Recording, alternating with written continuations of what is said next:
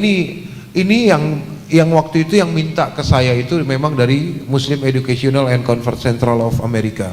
Jadi Muslim Native America minta ke saya. Dia bilang, kenapa orang yang sana nggak mau sholat di sini? Orang Nigeria nggak mau sholat di masjid orang India. Ini India sama Bangladesh aja nggak ngobrol. Padahal dua-duanya pakai peci yang sama. Nanti Bangla ini nggak mau lagi ngobrol sama orang Sri Lanka. Ya ini Turki pada misah-misah gitu ya waktu itu ya. Akhirnya duduk ngobrol sama teman-teman, udah bikin kopi aja deh, bikin kafe. Jadi di seberang masjid atau di sebelahnya biasa kita ngambil space kecil pakai small container, kita bikinin 10 feet 20 feet kita belah, kita bikinin kedai kopi. Di situ kopinya hitam semua, bayar semuanya seikhlasnya. Jadilah tempat nongkrong bule-bule. Yang kita buat pemancing memang si bule-bule tadi, Native American. Nanti kan yang pendatang nih kayak orang Pakistan, ya masjidnya Pakistan ya, masjidnya orang Indonesia, masjidnya Nigeria, masjidnya Afro beda ya sama Nigeria ya. Nigeria itu memang datang, Afro itu African American, kulit hitam, rapper. Nah ini ngumpul masing-masing. Nah mulailah orang kita yang kita switch, yang Native Americannya yang kita switch, pindahin. Ini nih Pak, ini hebatnya ini orang Pakistan. Di dalam bloknya dia ada masjid, tapi masjidnya orang Punjab, orang India. Dia itu nggak kesini, dia jalan ke bawah, muter 3 blok ke masjidnya dia, yang jaraknya 1,5 kilo. Di mana 200 meter ke sana itu masjid, dan dia tuh tahu kalau waktunya sholat dari masjid itu, karena ajan pelan ya, ajan blok doang. Dia tahu, itu pengingat sholat, udah dia lari. Kenapa nggak kesini sih yang dekat? Dia bilang, saya nggak nyaman karena isinya saya nggak kenal. Iya makanya kenalan. Nah itu ya. Akhirnya kita bikin kopi itu, ngobrol mereka, duduk. Nah pada saat yang tadi itu si Pakistan tadi lihat, loh ada bule ini yang dia sering ketemu di masjidnya dia, ngopi di situ. Bule ini lagi jalan, karena dia sering ketemu di kedai kopinya, dia panggil kan, mau kemana? Saya mau ke kedai kopi itu, di situ. Kenapa nggak ngopi di sana? Sama aja. Sama seperti apa? Iya sama aja. Sama rasanya, sama bayarnya juga seikhlasnya. Boleh bawa saya ke sana? Can you take me there? Yes. Come on. Jalan berduaan ke situ. Dia masalahnya adalah nggak punya yang kenal. Ada bule ini, bule native ya, maksudnya ini bule native itu benar-benar orang Amerika, tatoan, bekas Navy, banyakan mualaf mereka. Ikut ngopi, bayarnya juga seikhlasnya. Tanyain sama bule, kita sudah briefing mereka. Rasanya gimana? Sama nggak? Sama. Enak nggak? Enak. Sama kan sholat di masjid sana sama di sini, rasanya sama kan? Kayaknya sama. Sholat sini aja, udah mau azan, ya ajak sama bule yang masuk. Mulai 1, 2, 10, 20, ratusan, dan akhirnya terkonek dengan sendirinya. Ini di negara yang bukan negara mayoritas muslim. Ini di negara yang mendukung libertas nomor 1. Iya kan, di sana libertasnya tuh tinggi, kebebasannya itu tinggi. Akhirnya bergerak ke arah Manhattan juga. Kita bikin di Manhattan juga. Nah kalau di Manhattan kita dikenal dengan The Black Building. The Black Building karena kita desain masjidnya itu kayak Ka'bah, hitam semua, temboknya dihitamin, kaca hitam, pokoknya The Black Building. Sampai orang tuh tahu Black Building, isinya orang-orang Afro semua. Iya itu negro. Tadinya orang itu benar-benar takut ke situ. Saya aja jadi nggak tahu ya, mungkin karena desainnya kali ya agak mencekam. Ya sekarang akhirnya kita lebih humanis. Kita taruh kafe di depannya. Jadi mereka yang ngopi, yang bukan muslim yang ngopi di situ, ngedengerin azan. Jadi azan itu nggak boleh pakai kayak kita gini, pakai toa gitu nggak. Mereka pakai speaker kayak indoor. Ini kegedean. Kolom mana sih? Yang kayak kolom itu tahu ya? Adalah di masjid-masjid lain tuh. Nyebrang jalan kan kedengeran. Nah, kita mulai dari situ dakwahnya. Dan setiap azan baristanya kabur. Iya, nyebrang. Di Amerika belum terbiasa. Tapi kita biasain. Akhirnya terbiasa. Mereka tahu. Oke, that sound. Stop ordering, stop pesan. Yang ngomong bukan muslim, ke orang yang baru datang ke situ. That sound, azan, suara itu, udah stop ordering. Kadang-kadang saking nggak taunya mereka di masjid ini, kadang-kadang kalau ada kajian itu mereka tuh baca Quran kan pakai speaker, dipikirnya sama, that sound. Dilihatin orang kita masih di situ megang note. You are not going there? No, it's a pray time. No, it's not. Baru kita kasih tahu dia, itu Quran yang dibaca, bukan azan. Dengan cara-cara seperti ini ya, cara-cara simple. Makanya saya bilang bisnis itu harus berkah, bisnis itu harus ke atas, ya ke langit. Bisnis itu mendahulukan Allah. Allah udah janjikan ya kan? Jika kau kejar dunia, kuberikan dunia dan isinya.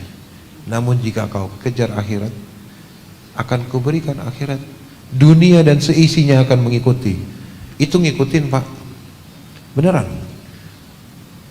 Kok minum kopi sepuasnya? Iya. Bayar seikhlasnya? Iya. Emang untung? Untung? Saya lagi ngebangun di Jogja cabang ke-21 di Indonesia. Kalau dibilang nggak untung, masa sih cabang sampai 21? Itu berjalan ya, maksudnya organik ya. Nggak tiba-tiba buka 20 cabang gitu, nggak. Organik, satu, berkembang lagi tambah satu. Yang dari sini bisa kekumpul, nambah lagi satu. Kita ngelola tuh kebun kopi, karyawan kebun kopi itu hampir 2.400 orang. Hampir 2.400 orang. Kalau ditambah sama karyawan roasting, lebih dari 2.400 orang. Semua sistem gajinya bagi hasil. Saya sama mereka sama. Saya sama mereka sama. Tutup buku bulanan. Guys, woi ngumpul. Ada 5 miliar. Bagi. Satu orang 2 juta, 2 juta, 2 juta, 2 juta. Sama. Aneh ya, bisnis ikhlas bisa sampai 5 miliar. Bingung kan? Coba deh. Jadi kok ngomong 5 miliar kaget sih. Lah kenapa harus kaget Pak? Emang segitu ya segitu aja. Dan mereka tahu itu sistem transparan. Mereka lihat, mereka paham.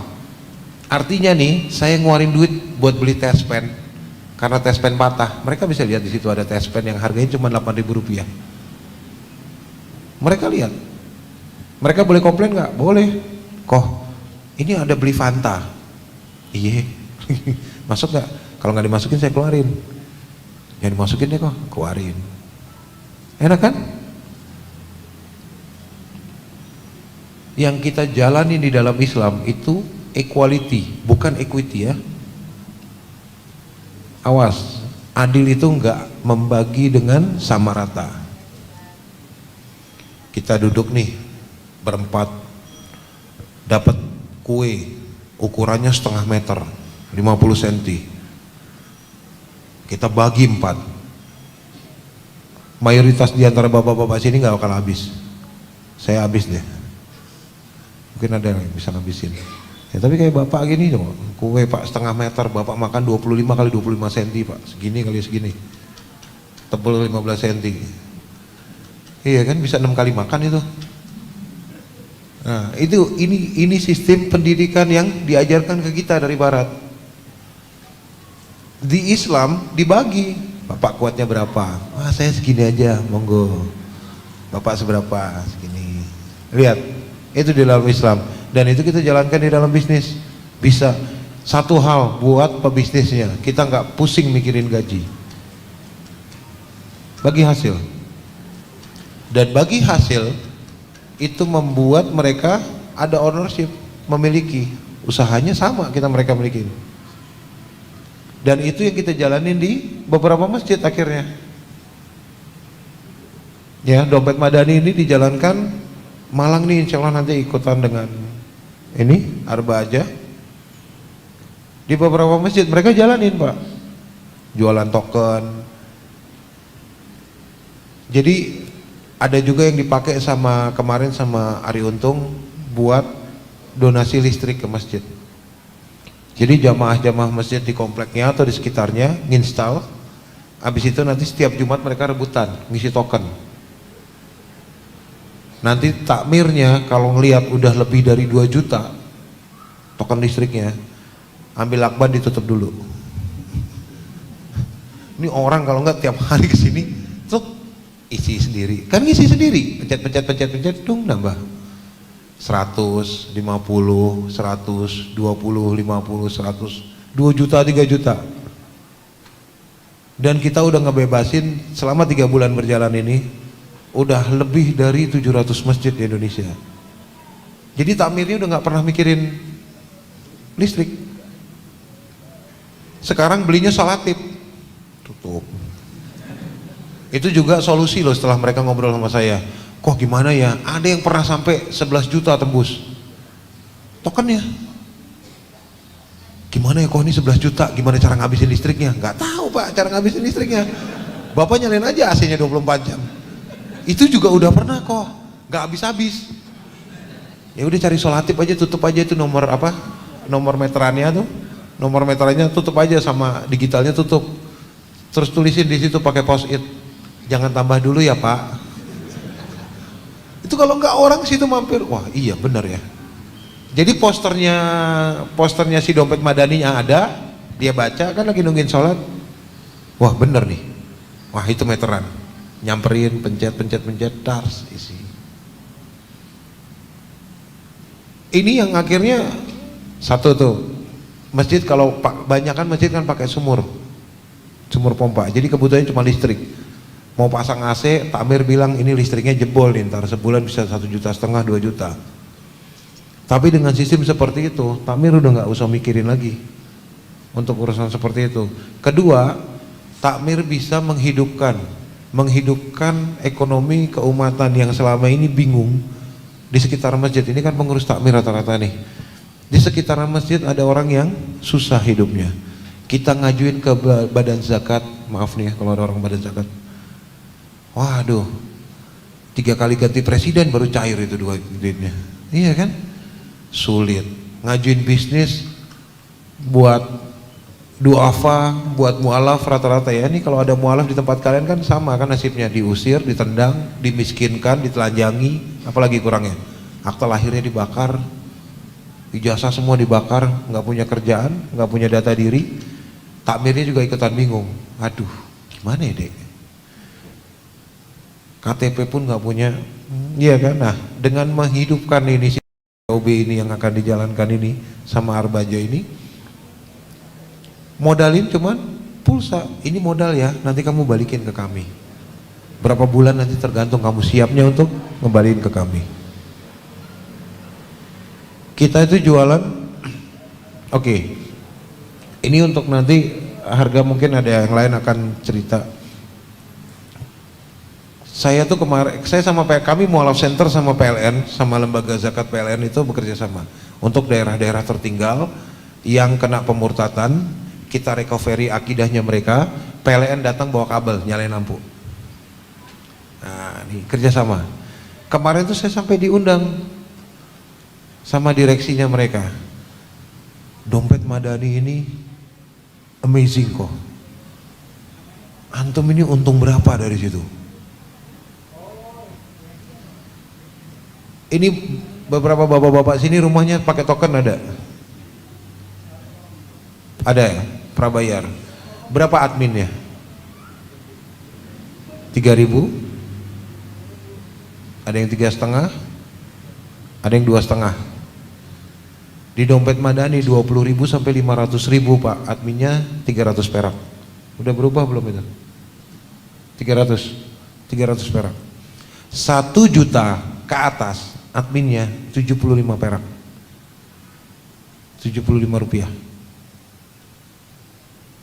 Itu termurah se-Indonesia. Belum ada yang lagi nandingin kita. Dan itu bisa dijalankan sama mereka. Yang kalian mau dukung untuk mereka berkembang dan maju nih. Kan kalian bertanggung jawab bukan cuma masjid, tapi muslim di sekitar masjid.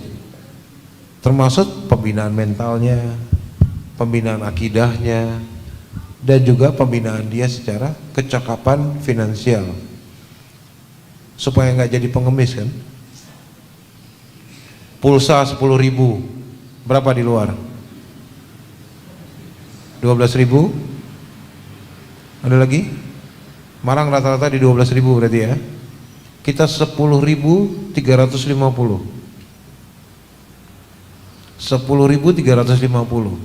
Dia bisa jual 11.500, udah cuan.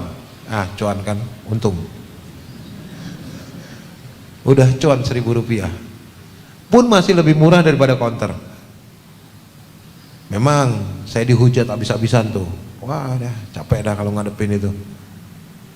Ini matiin bisnis orang. Sebenarnya kalau dia itu pintar, dia berhenti beli sama agen pulsanya dia pakai dompet Madani, dia kan bisa lebih cuan.